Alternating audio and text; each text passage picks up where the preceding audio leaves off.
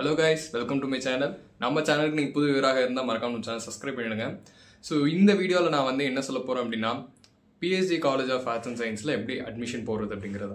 As a PhD college of arts and science ஸ்டூடெண்ட்டாக நான் வந்து அட்மிஷன் ப்ராசஸில் நான் என்னென்ன ஃபேஸ் பண்ணேன் அப்படிங்கிற ஓன் எக்ஸ்பீரியன்ஸை உங்களுக்கு ஷேர் பண்ண போகிறேன். 5 திங்ஸாக பிரித்து உங்களுக்கு வந்து அட்மிஷன் ப்ராசஸில் என்னென்ன பண்ணும் அப்படிங்கிறதையும் சொல்ல போகிறேன். காலேஜ் மார்ச் மந்த் வந்துருச்சு இல்லையா? ஸோ பப்ளிக் எக்ஸாம் கிட்ட வந்தனால எல்லாருக்கும் வந்து எப்படி வந்து தன்னோட ட்ரீம் காலேஜில் வந்து அட்மிஷன் போகணும் அப்படிங்கிற மாதிரி நிறைய வந்து டவுட்ஸ் இருக்கும். ஸோ அதனால ஒரு கிளாரிட்டி கொடுக்குற வீடியோவாக தான் அது. ஏன்னா எனக்கு நிறைய டவுட் இருந்தது, பட் எங்கேயும் எனக்கு கிளாரிட்டி கிடைக்கல. பட் இப்போ உங்களுக்கு இது ஒரு நல்ல ஆப்பர்ச்சுனிட்டி. ஸோ இந்த வீடியோவை ஸ்கிப் பண்ணாமல் பாருங்கள். உங்களுக்கு அட்மிஷன் ப்ராசஸ் பற்றி ஃபுல்லாக எக்ஸ்பிளைன் பண்ணுறேன். Hostel consideration, fees consideration, marks and special quota பற்றி இந்த வீடியோவில் உங்களுக்கு எக்ஸ்பிளைன்டாக சொல்ல போகிறேன். டீட்டெயிலாக கேளுங்க. ஸோ இந்த வீடியோவில் வந்து இந்த அட்மிஷன் ப்ராசஸை மொத்தமாக 5 செக்மெண்ட்டாக பிரித்து நான் உங்களுக்கு சொல்ல போகிறேன். பட் இந்த 5 செக்மெண்ட் தெரிஞ்சுக்கிறதுக்கு முன்னாடி என்னென்ன திங்ஸ்லாம் கன்சிடர் பண்ணுங்கிறதையும் சேர்த்து சொல்கிறேன். இப்போ மார்ச்சில் வந்து எக்ஸாம் முடிஞ்சோடனே ரிசல்ட் வரும் இல்லையா? ரிசல்ட் வந்து அடுத்த நாளே வந்து வெப்சைட்டில் வந்து ஆன்லைன் அப்ளிகேஷன் ஓப்பன் பண்ணுவாங்க. நல்லா புரிஞ்சுக்கோங்க, PhD college of arts and science ஃபுல்லாக ஆன்லைன் அப்ளிகேஷன் மட்டும்தானே தவிர வேறு எந்த ஃபிசிக்கல் மோட்லையும் இருக்காது. கவுன்சிலிங் தான் வந்து அப்ளிகேஷன் போட்டதுக்கப்புறம் கவுன்சிலிங்க்கு நீங்கள் ஃபிசிக்கலில் வருவீங்க. அதை தாண்டி நீங்கள் வந்து காலேஜ் விசிட் பண்ணி அப்ளிகேஷன் போடணுமா கேட்டால் not at all needed. So அதனால நீங்கள் வந்து உங்களோட passport size photo and ID proofs, certificates இதெல்லாம் ரெடியாக வச்சுக்கோங்க. டியூரிங் அப்ளிகேஷன் போகிற டைமில் website PhD college of arts and science அதோட அஃபிஷியல் வெப்சைட்டில் போய் நீங்கள் அப்ளிகேஷன் வந்து போட்டுக்கலாம் ஆஃப்டர் ரிசல்ட்டுக்கு அப்புறமா. 5 திங்ஸில் மொதல் திங் வந்து பார்த்தீங்கன்னா things to be consider. Marks வந்து எவ்வளோ இருக்குன்னு நான் சொல்கிறேன் பாருங்கள். லிட்ரலாக சொல்கிறேன், என்னோட கட் ஆஃப் மார்க்ஸ், நான் வந்து ஒரு காமர்ஸ் ஸ்டூடெண்ட் தான். நான் எடுத்த கோர்ஸ் வந்து BA எக்கனாமிக்ஸ்.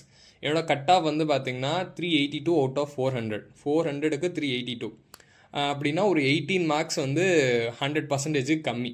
என்னோட ஓவரால் ரேங்கிங் இன் காலேஜ் வந்து பார்த்தீங்கன்னா 1342 அந்த ரேங்கிங் தான் இருந்துச்சு. ஸோ இப்போவே உங்களுக்கு புரிஞ்சிருக்கும் ஸோ நீங்கள் எந்த அளவுக்கு மார்க் எடுக்கணும் அப்படிங்கிறது. உண்மையாக சொல்லணும்னா 100% மார்க் எடுத்துகிட்டு நிறைய ஸ்டூடெண்ட்ஸ் வந்திருந்தாங்க.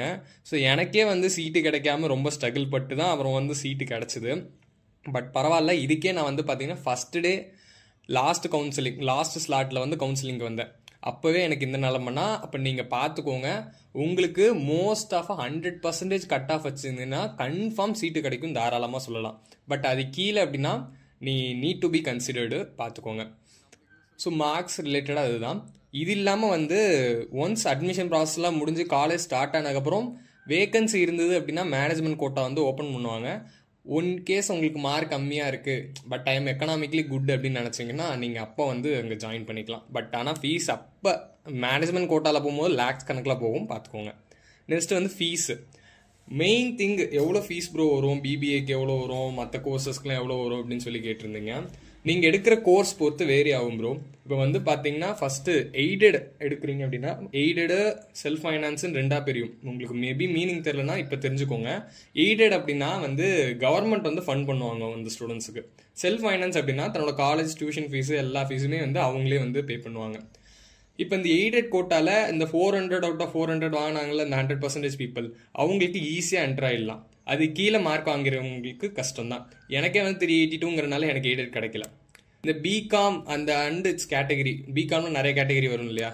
பிகாம், BBA இந்த மாதிரி கோர்சஸ்க்கு வந்து 85,000 அதுலேருந்து ஸ்டார்ட் ஆகும். ஓகேவா? 70,000 to 85,000 கிட்ட வந்து செம் ஃபீஸ் வரும். ஆர்ட்ஸ் இருக்கும்ல, பேச்சுலர் ஆஃப் ஆர்ட்ஸ், அது கீழே வர தமிழ், இங்கிலீஷு, எக்கனாமிக்ஸ். என்னோட BA தான். ஸோ என்னோட ரேஞ்ச் வந்து பார்த்தீங்கன்னா 55,000 to 32,000 to 55,000 அந்த ரேஞ்சில் வந்து. எய்டட்ல வந்து எப்படின்னு கேட்டிங்கன்னா அவங்க தான் ராஜா வாழ்க்கை வாழ்கிறாங்க சொல்லலாம். எய்டட்ல வந்து கேட்டிங்கன்னா கோர்ஸுக்கு வந்து 6,000 இயர்லி ஃபீஸ் 6,000. ஸோ மார்க்ஸ் அதிகமாக இருந்து எய்டட்ல போனீங்கன்னா ஸோ பெட்ரு. இதை தாண்டி கோட்டாவும் இருக்குது, நான் அதை வந்து நெக்ஸ்ட்டு சொல்கிறேன்.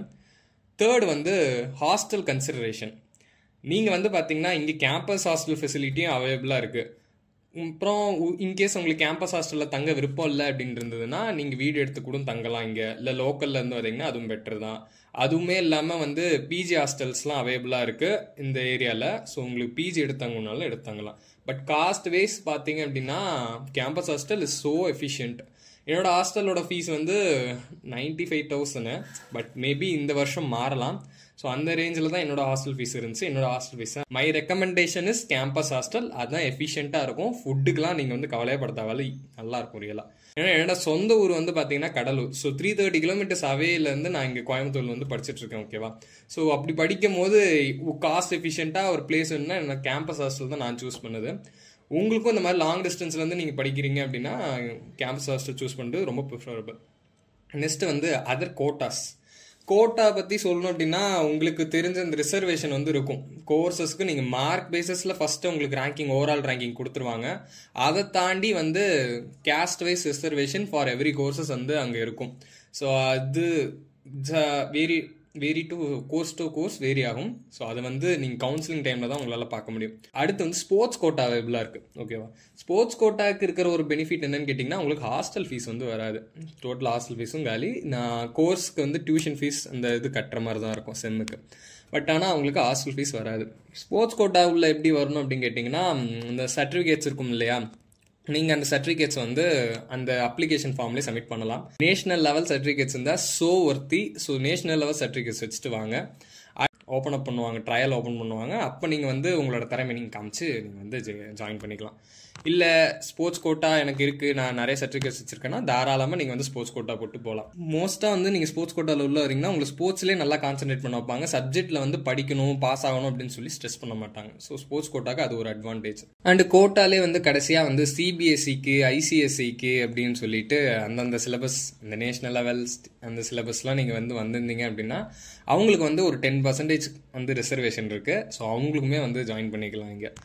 அது இல்லாமல் வந்து இப்போ என்னோட கோர்ஸ் வந்து பிஏ எக்கனாமிக்ஸ். ஸோ ஒரு எக்ஸாம்பிளுக்கு நான் அதை சொல்கிறேன்.